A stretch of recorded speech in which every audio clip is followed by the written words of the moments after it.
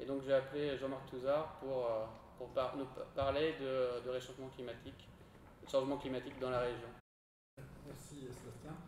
Donc Jean-Marc Touzard, moi je suis économiste à l'INRA. Alors je travaille sur les questions de l'innovation dans la filière vigne et vin, des innovations pour différents types d'enjeux, mais notamment par rapport à l'enjeu climatique. Donc je coordonne avec ma collègue Nathalie Aulat de Bordeaux le programme de l'INRA qui s'intitule LACAV, c'est un acronyme anglais, et donc c'est un programme dans lequel on étudie. Attends, alors juste, je touche, c'est là, non? Excusez-moi, ça. Là voilà. Donc le programme de recherche, la CAV, donc, qui rassemble auprès de tous les labos de l'INRA, dans tous les vignobles qui travaillent sur ces questions des liens entre vigne, vin et changement climatique, différentes disciplines, parce que cette question, vous verrez, est une question qui touche à tout, depuis la génétique jusqu'à la sociologie, et puis avec des approches qui s'appellent aussi prospectives. Il ne s'agit pas simplement de travailler sur des mécanismes, par exemple, mieux comprendre comment la vigne réagit face à des changements de température ou de stress hydrique, mais aussi de se projeter dans le futur et sur la manière dont les hommes vont s'organiser, les viticulteurs et les autres acteurs de la filière vont s'organiser. Et donc ce programme, il est de 2012, en fait il s'est terminé 2015, mais en fait on a un petit peu prolongé. On va le terminer formellement entre le 10 et 13 avril 2016, donc à Bordeaux. On a un colloque, alors un colloque qui est plutôt ciblé scientifique, mais on aura, à l'issue de ce colloque, toute une série de présentations dans les différentes régions tout au long de l'année pour faire état de nos résultats de manière plus précise. Donc là, je vous présente un petit peu de manière générale. Donc je ne vais pas vous parler du millésime 2015. Je vais vous parler, pour nous, 2015, c'était aussi la COP 21. Donc je vais vous parler plutôt du changement climatique dans lequel ce millésime 2015 se situe. Et je ferai un point d'abord rapidement sur le changement climatique pour vous rappeler les choses, un point sur les impacts de ce changement climatique sur le vigne et vin, les innovations et les adaptations, c'est sur quoi on travaille dans ce projet LACA, différentes options dans les différentes régions. Et puis j'ai quelques questions, alors je ne sais pas si je vais répondre les développer, mais spécifiques au signe officiel de qualité, AOC, IGP, qui sont vraiment qui prennent de plein fouet ce changement climatique parce qu'elles doivent s'adapter dans les règles, les cahiers des charges, les définitions, les orientations même des qualités qu'elles proposent. Alors, le changement climatique, donc, il y a 4 points, je pense qu'il faut avoir en tête. Le premier, c'est une augmentation de la température moyenne, et ça, donc de somme de température, plus 0,85 depuis un siècle, et on s'attend à des augmentations qui vont varier entre plus 1 degré ou plus 5 degrés d'ici 2100, selon les options d'émissions de gaz à effet de serre qu'on va avoir. Et l'enjeu de COP21, c'est qu'on puisse suivre la voie vertueuse bleue, c'est-à-dire qu'on puisse stabiliser à partir de 2050, en réduisant nos émissions à effet de serre, de stabiliser la température à moins de 2 degrés. Et vous voyez, ce qui est compliqué, c'est que en fait, les différents scénarios divergent beaucoup à partir de 2050. D'ici 2050, on va avoir des évolutions de la température, mais pas extraordinaires. Par contre, si on reste, c'est à partir de 2050 que différentes voies divergent. Mais ce qui est compliqué, c'est que c'est les actions qu'on a aujourd'hui, notamment sur la réduction de nos gaz à effet de serre, qui vont faire qu'on sera plus ou moins sur la voie rouge ou sur la voie bleue. Et alors pour l'Hérault, alors ça c'est les données de l'association climatique de l'Hérault, on voit en termes de somme de température déjà comment ça a pu marquer déjà le département avec sur les 3 dernières décennies, une augmentation très importante des sommes de température, notamment en plaine évidemment, mais surtout qui gagne tout l'espace. Le deuxième point, c'est une évolution de la pluviométrie. Alors là, on ne voit pas grand-chose à l'échelle annuelle, il n'y a pas de modification en tout cas observée. Dans les projections à l'échelle d'une année, pareil, on ne voit pas forcément d'augmentation, on va plutôt vers une diminution d'ici 2050, 2100, légère de la pluviométrie globale. Par contre, on voit bien sur les modélisations, par exemple, du schéma du bas, la France se situe un petit peu entre une zone où on va vraiment avoir une baisse de la pluviométrie, la zone méditerranéenne et puis nord-africaine, et puis une zone où, au contraire, il va y avoir une augmentation de la pluviométrie, les zones plus proches du pôle. Et bon, donc on est un petit peu entre les deux. Et par contre, ce qui est important, c'est qu'on va avoir une modification de la répartition au cours de l'année de la pluviométrie, avec davantage de sécheresse estivale et donc des concentrations de pluie ici plutôt sur l'automne et l'hiver. Troisième point dans le changement climatique, c'est une question de variabilité. Et donc il faut avoir ça en tête, une augmentation d'accentuation de la variabilité qui concerne les différents paramètres climatiques. Hein. C'est donc autour des vagues de chaleur. L'année 2003, qui est une année de référence pour nous tous, hein, pour les viticulteurs, va se répéter a priori. Hein. C'est aussi une question, au-delà d'une vague de chaleur, de sécheresse. Hein. La Californie connaît une vague de sécheresse qu'elle n'avait jamais connue jusque-là. Dans nos modèles, on voit qu'on va avoir une plus grande fréquence de périodes de sécheresse, hein, là par exemple en 2100. Et puis ce sont des événements extrêmes de type, ici on appelle ça les événements Cévenol, hein, alors jusqu'à présent, si vous voulez, on n'avait pas trop de preuves statistiques. Là, ça y est, on a des publications sorties il y a 2 mois ou 3 mois qui montrent qu'il y a un effet du changement climatique sur l'intensité des pluies automnales, hein, sur les événements pour la Méditerranée de type événement Cévenol. Par contre, on n'a pas encore d'effet sur la fréquence. Hein. Voilà. Et puis, le quatrième point, c'est des effets plus indirects qu'il faut aussi prendre en compte. Hausse à niveau des mers, mais surtout salinisation, donc des parcelles, des terres qui sont en bord de mer. Et puis, dans les effets indirects, l'amplification d'érosion de la biodiversité, qui doit impacter aussi le fonctionnement du vignoble, des effets sur les micro-organismes, sur les microflores, des effets sur les bioéquesteurs, sur les maladies, difficiles à connaître parce que c'est compliqué. Et puis aussi des opportunités d'avoir des nouvelles terres cultivables. Juste pour le fun, voilà par exemple sur l'histoire de la montée de la mer, hein, ça c'est le trait côtier aujourd'hui, et en 2100, si on prend une moyenne de 1 mètre, c'est tout à fait. Donc voilà, on voit que la mer sera davantage développée, avec donc des enjeux de salinisation qui peuvent concerner toute une série de vignobles. Enfin, sur ces questions du climat, j'aime bien cette carte de collègues de Nancy, des forestiers. En rouge, c'est le climat méditerranéen, vu du point de vue des forestiers, des essences. Et on voit qu'en 2100, sur une augmentation, une hypothèse moyenne d'augmentation de 2,5, je crois, de 2,4 degrés, on a une augmentation de la surface, hein, du climat méditerranéen. Et l'ensemble de la région Midi-Pyrénées-Languedoc sera effectivement une région méditerranéenne, ce qui donnera une cohérence importante. Deuxième point, c'est les impacts du changement climatique sur la vigne et le vin. Tout ce que je viens de voir, qu'est-ce que fait ça? Il y a aussi 4 points qu'il faut avoir en tête. Le premier, vous le connaissez tous, c'est sur la phénologie, sur les différents stades de développement de la vie, notamment la période de maturité, et donc par conséquence les périodes de vendange, hein, avancées de 2 à 3 semaines en moyenne depuis, sur l'ensemble des régions de France, hein, par rapport aux années avant 1980. Et avec cet effet d'amplification que mon collègue Éric Duchesne explique très bien de Colmar, c'est voilà, on a l'avancée de la période de maturité, donc des dates de vendange, va amplifier le changement climatique parce qu'on a une double augmentation de la température qui va s'opérer pour la période de vendange. Il y a l'augmentation évidemment à la fois liée au changement climatique, là c'est par exemple plus 1 degré, et puis une augmentation qui est liée au fait qu'on est davantage au cœur de l'été, donc on a des vendanges plus précoces. Et donc dans cette modélisation sur la région de Colmar, au lieu d'avoir une augmentation qui serait de l'ordre de 3 degrés, on a en fait entre 3 et 4 degrés, on a quasiment plus 7 degrés par rapport à la période de vendange. Deuxième effet important, c'est le bilan hydrique. Hein. Donc là, c'est des données qui ont été collectées à Pêche Rouge, hein, avec un déficit constaté depuis les années 2000, pour la période végétative, hein, de la vigne, et avec des conséquences donc, sur le stress hydrique, donc des collègues qui travaillent sur ces questions du stress hydrique ensuite. Des impacts ensuite sur la qualité des vins. Là, c'est les données fournies par le laboratoire du Bernet, retraitées par mes collègues de Pêche Rouge aussi.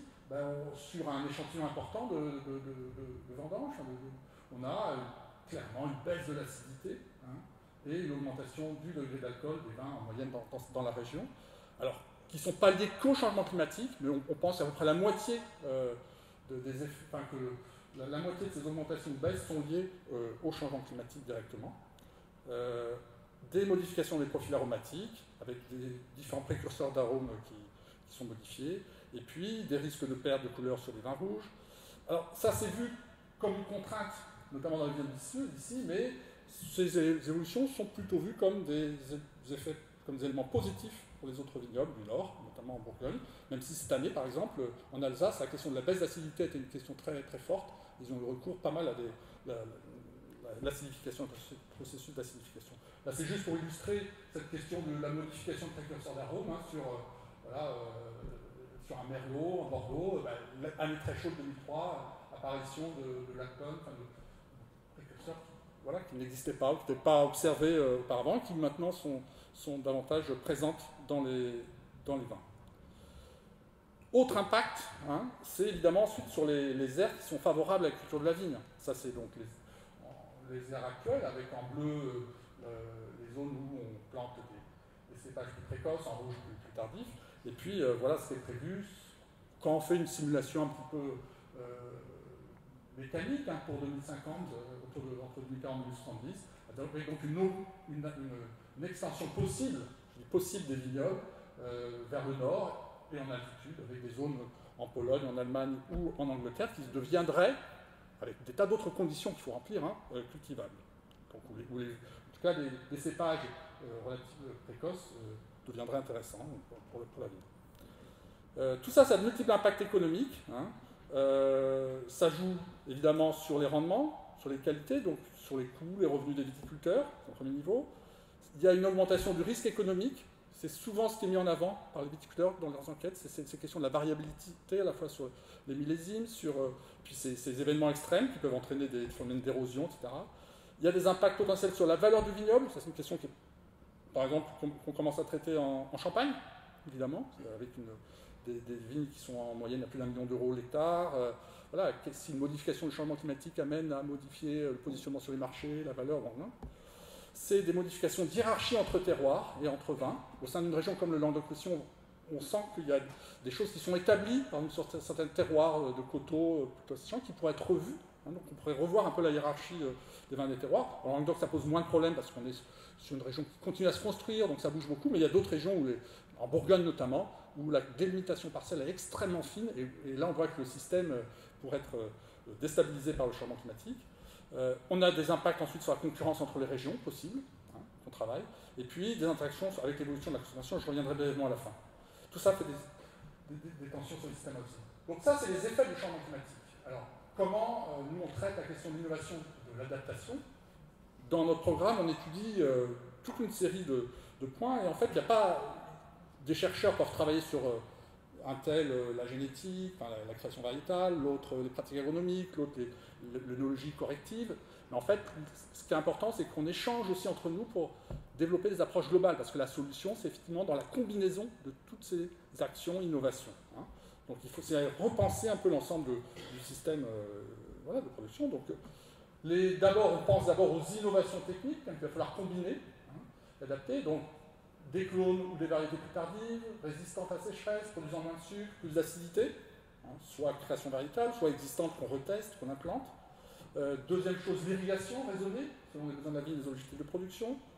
Ensuite, au-delà de ça, et sa fruition saillante, c'est au cœur de cette question, c'est vraiment la gestion de l'information climat et la gestion en lien avec cette information, le pilotage de la vigne. Tester de nouveaux modes de conduite, des tailles qui vont garantir un peu plus de fraîcheur sur les baies, jouer sur la hauteur en fonction de la caractéristique hydrique de la parcelle, plus bas ou plus haut, et puis aussi gérer les sols. Ça, c'est une composante très importante, l'agroécologie, renforcer le taux de matière organique des sols, etc., qui favorise la résilience même de la vigne à différents types de chocs. Et puis, évidemment, l'ensemble des techniques qui sont plus correctives par rapport aux effets du changement climatique, des techniques technologiques. Donc, on a travaillé sur chacun de ces points. Je ne vais pas tout développer, ça sera précisé ensuite dans différentes interventions. Ce qui est important, c'est que ça va très vite. Et donc, ce n'est pas des chercheurs dans le coin qui travaillent, ce n'est pas non plus uniquement des viticulteurs, des énologues qui, dans leur coin, expérimentent chaque chose. Ce qui est important, c'est d'arriver à échanger toutes nos expériences et nos recherches. Et c'est la raison pour laquelle on est ici aussi. Je parle là-dessus.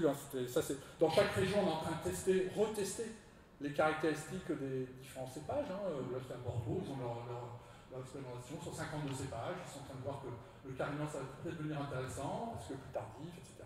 Bon.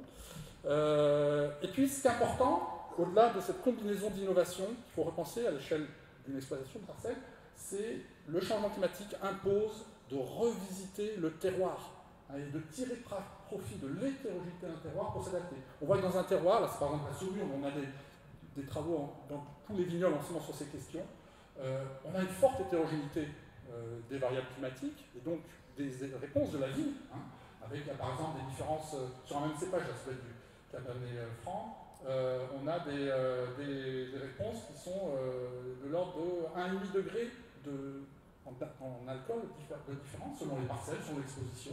Donc on peut jouer là-dessus pour réaménager, relocaliser à l'intérieur d'un même terroir les différents cépages. Hein. Et c'est l'occasion de repenser à l'échelle d'un syndicat d'appellation, par exemple, une stratégie collective. Et au-delà de cet aspect de reconfigurer son espace, hein, la gestion de son espace, ça suppose aussi des outils, de nouveaux types d'outils. Là, c'est par exemple un travail qui est fait avec un de nos thésards, doctorant Étienne de l'AFS sur Banyuls, hein, être capable de simuler quelle pourrait être l'évolution des températures à l'échelle d'un terroir, les effets que ça pourrait avoir sur l'acidité des différents vins, sur la carte du milieu, et puis ensuite comment on peut relocaliser les vignes, mais sans forcément altérer non plus les paysages, parce qu'une des caractéristiques de Banyuls, c'est l'importance de ces paysages.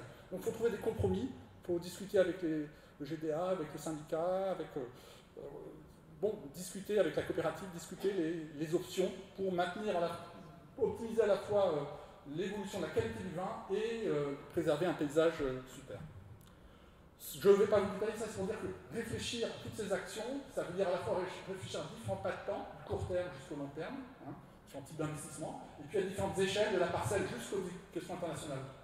Et dans chaque case, vous voyez, qui correspond à des cases d'action, hein, et là on a différents types d'actions, ça peut être de l'innovation technique, ça peut être de la relocalisation, ça peut être du changement de règles, ou de la construction de nouvelles connaissances.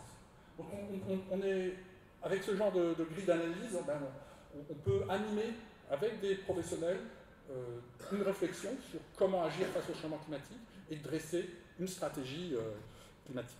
Et donc à l'échelle de notre programme, la CAL, on a construit, on est en train de finir notre démarche de prospective avec toute une série de scénarios. On a construit des scénarios de manière assez simple au début, en s'interrogeant sur différentes grandes stratégies possibles pour se faire face au changement climatique.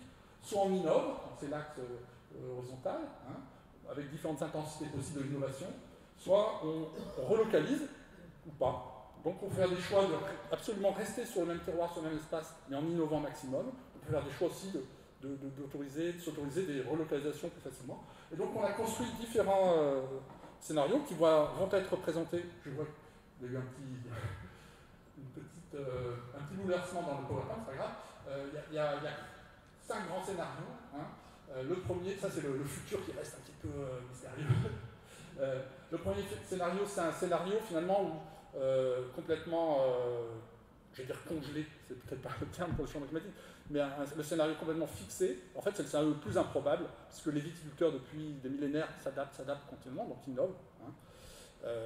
On a un scénario qui est un scénario plus... comment je l'appelle, conservateur, voilà, qui est les viticulteurs continuent à innover de manière au rythme qu'ils ont innové, hein, et sans modifier leur localisation. Et ça, on voit que ce scénario est possible, mais seulement si on a des augmentations de température relativement limitées. Et dans des scénarios les plus extrêmes en termes d'augmentation de température, ce scénario n'est plus possible.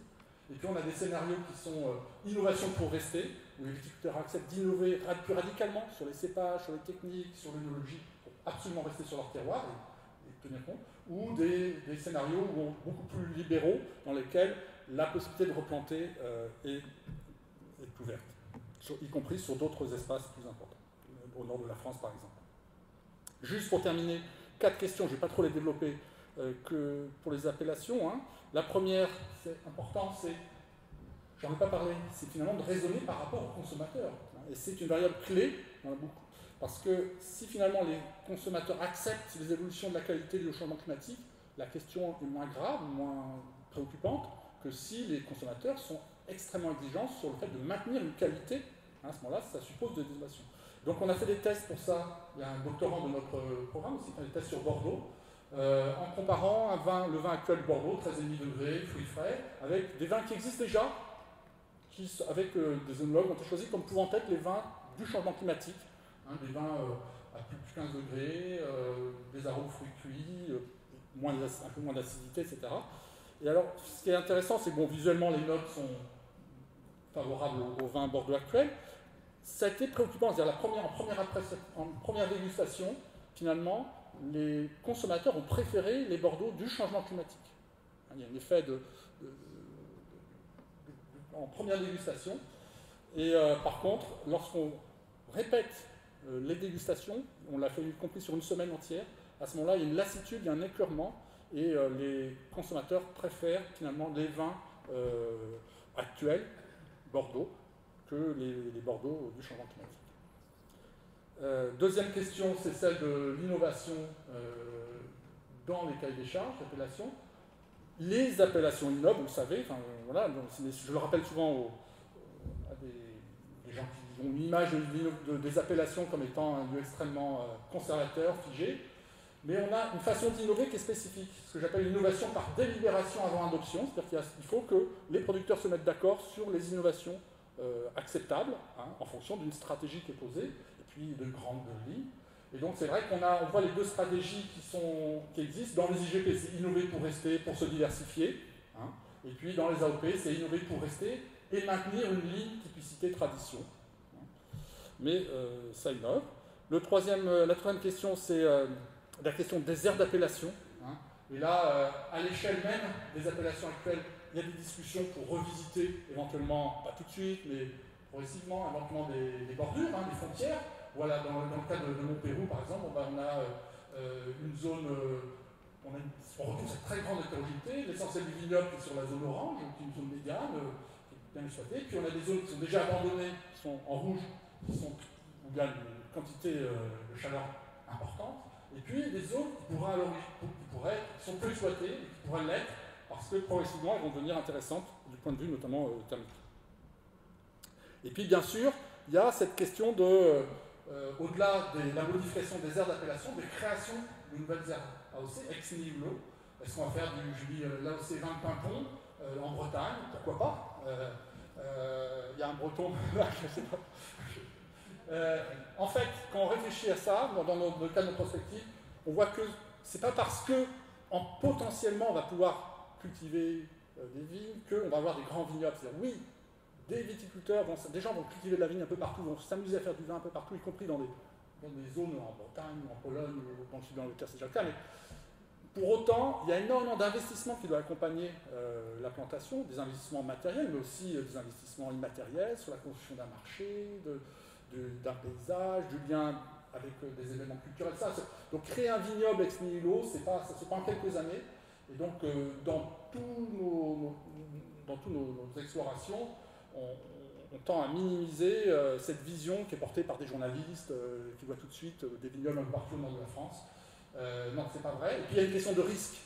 Autant, je vous ai parlé de la variabilité, c'est pas parce qu'on a un ensemble de températures, on a des possibilités de développer un vignoble, que pour autant, un centre de risque, y compris sur des gels tardifs ou des choses comme ça, vont évidemment être une limite forte avec gros investissements sur ce type d'espace.